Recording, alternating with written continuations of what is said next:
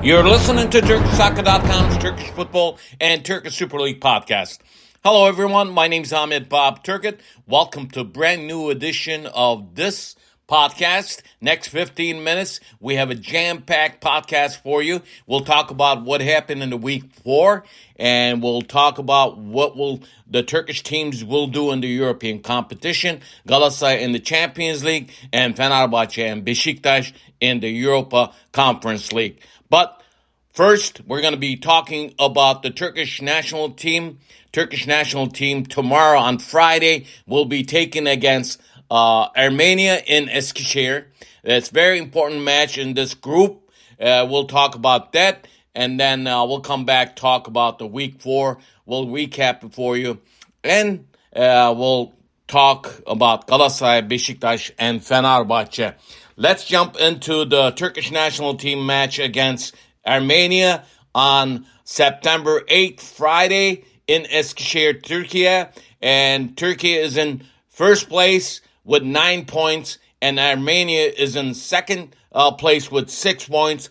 Following Armenia is with Croatia with 4 points. Don't forget they have missing matches. And then fourth place, Wales with 4 points. And last place team, Latvia, has 0 point.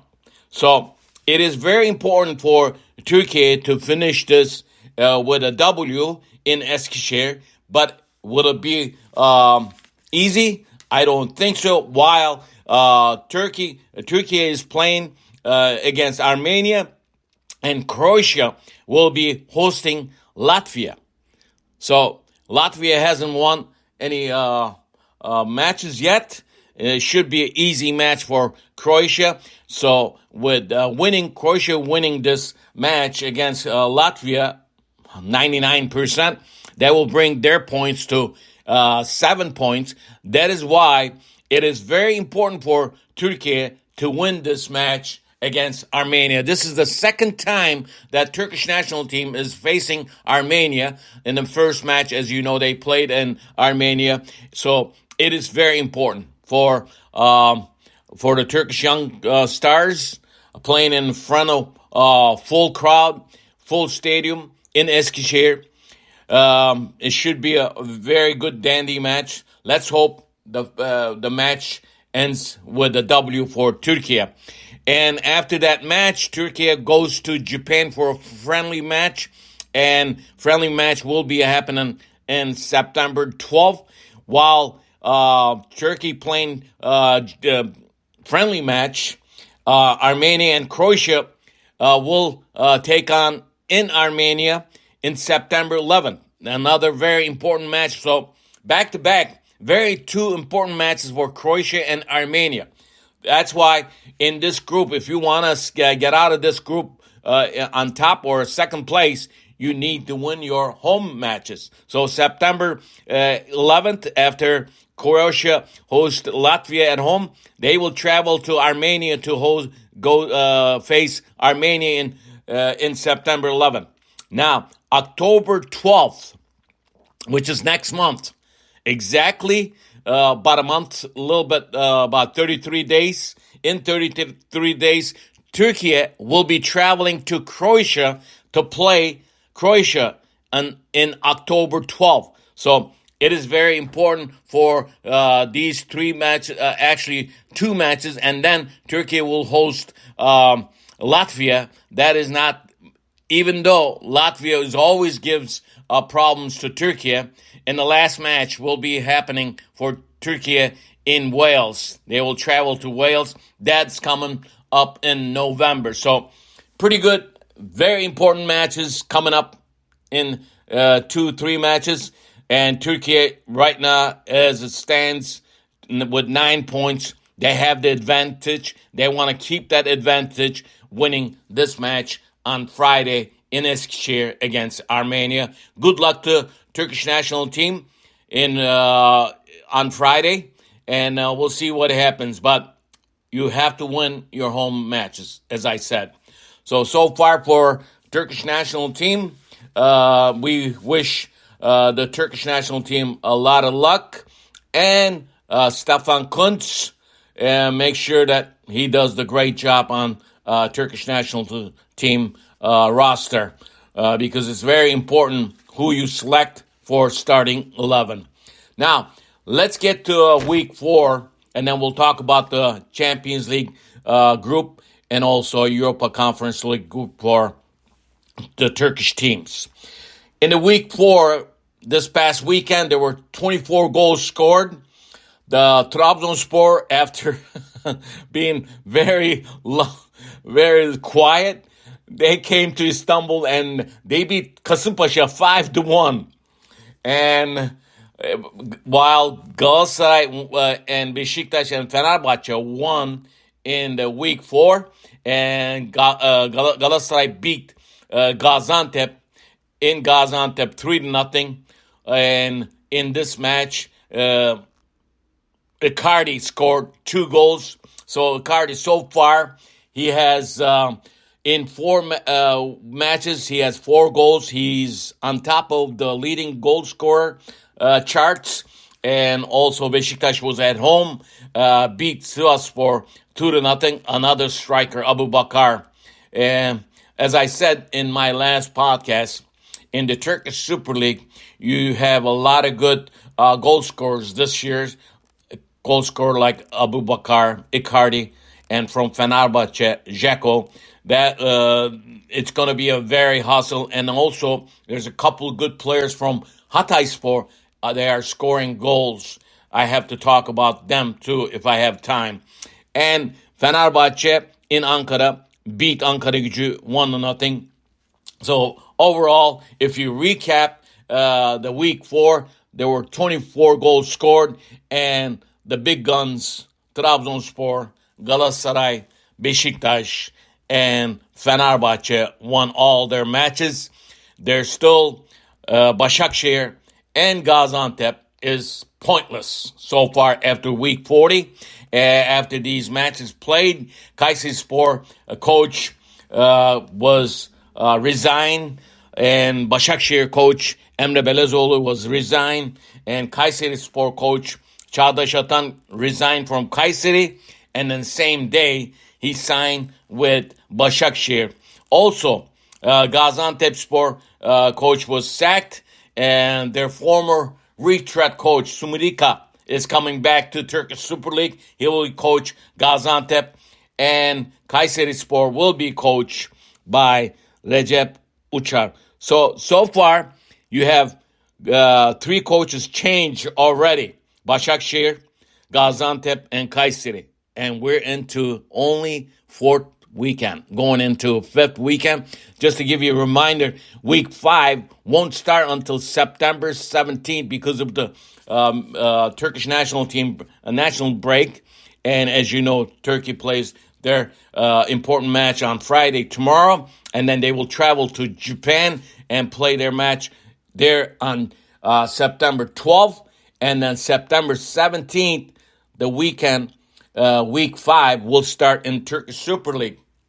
So, let's talk about the Champions League that be represented. Galatasaray will represent Türkiye in Champions League. You have very good group there in the Group A, and you have Bayern Munich, Manchester United, Copenhagen. It's very important group, and I would say Galatasaray has pretty good chance. But the thing is, you have in same way in this group too. When you play at home, you need to win your home matches. So their first match coming up in September 20th will be against Copenhagen. Copenhagen, as I said before, is very young and physical team. So they're probably much younger than Galatasaray team. Galatasaray has gotten some last-minute transfers in, but playing September 20th at home against Copenhagen, very important match. And then they will go on October. They will travel to England to Manchester United. They will face Manchester United on October 3rd. That's their second match. It will be a away match. Their third match will be happening in Türkiye, in Istanbul, October 24th against Bayern Munich. So these two home matches coming up in the first in October and September, very important. They need to win this first match. A tie wouldn't do any good for Galatasaray. Galatasaray have some powerful names they transfer, but the last two transfers that they have, I have very questions about that. We'll see what happens. The biggest problem with Galatasaray team is with the new transfers. We have not seen them on the roster, all of them, but will they gel with the team? That is the $1 million question. We'll see what happens, but it is very important for Galatasaray to be in this Group A with Bayern Munich, Manchester United, and Copenhagen. Good luck to Galatasaray. In Europa League, in Group D, Besiktas will be in this group. Besiktas looks very good. I think the Besiktas and Fenerbahçe is in Group H, should have no problem advancing to next round in this group. At least they have a chance to finish both of them.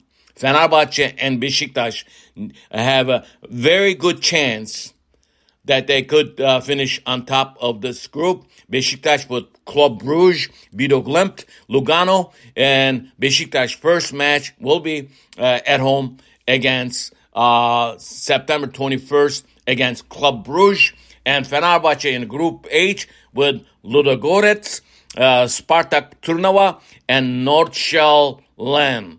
And like I said, they have a very good chance to go on to win this group too. Their first match, Fenerbahçe will face at home Nordsjælland, September 21st. I apologize if I butchered that name because it's very long name. So that is what's happening.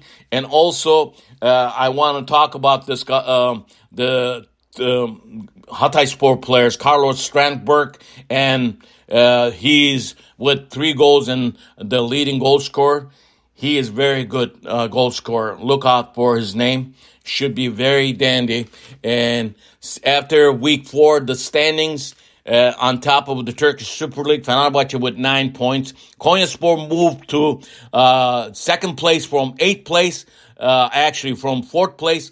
It has 8 points. Third place, Galatasaray Galatasaray has 7 points moved from 8th place from last weekend. And a 4th place, Besiktas, have 7 points, and they moved from 11th place to 4th place. Rizespor, another big jumper from 12th place to 5th place. Rizespor has 7 points, and a 6th place team actually went down. Hatayspor with 6 points went down from 2nd place to 6th place. 7th place team, Trabzonspor, with 6 points, and they moved up from the 13th place. So the bottom of the barrel, as I said, Gaziantepspor and Başakşehir have had 0 points. So it is very important that Başakşehir probably starting in the week 5. I'm not going to get into the week 5 matches, and we'll talk about that in our next podcast. And week 5 will start in September 7th, somewhere September 16th or 17th. But right now, the schedule is not out, and the Turkish Football Federation website's showing all these week 5 matches in September 17th. So Galatasaray, Besiktas, Trabzonspor, and Fenerbahçe got a good addition, last-minute transfers, especially Trabzonspor and Galatasaray. And somehow Galatasaray fans are a little happy now. They were not happy about a couple days ago. And there's a lot of hoopla again. You got to remember, Galatasaray represents Türkiye in the Champions League, and Besiktas represents Türkiye in the Europa Conference League along with Fenerbahçe. Good luck to all those teams, and we'll find out after they play. But it's very important match coming up for Türkiye. Good luck, Türkiye, and see you after that.